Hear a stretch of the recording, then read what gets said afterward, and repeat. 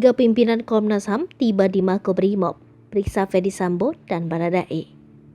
Tiga pimpinan Komisi Nasional Hak Asasi Manusia tiba di Markas Komando Brigade Mobile di Cimanggis, Depok, Jawa Barat, Jumat 12 Agustus 2022.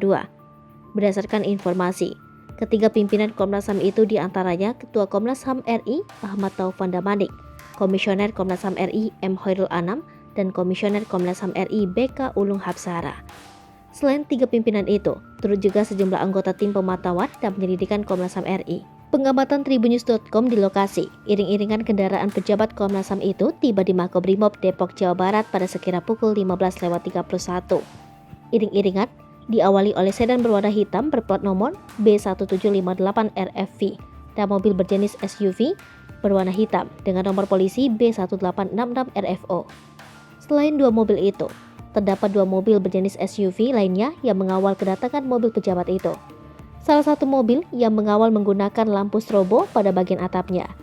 Sebelumnya pada sekira pukul 15.10, terlihat ada iring-iringan kendaraan pejabat Polri memasuki Makobrimob Depok, Jawa Barat.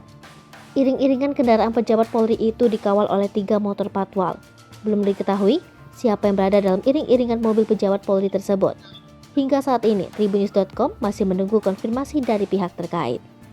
Diketahui, Kepolisian RI menyatakan bahwa Komnas HAM bakal memeriksa Barada Richard Eliezer alias Baradae mengenai dugaan kasus pembunuhan berencana terhadap Brigadir J. Kepala Divisi Humas Polri, Irjen Pol Dedi Prasetyo menyatakan bahwa rencananya Baradae bakal dilakukan pemeriksaan di Makobrimob. Rencananya pemeriksaan berlangsung pukul 15 waktu Indonesia Barat.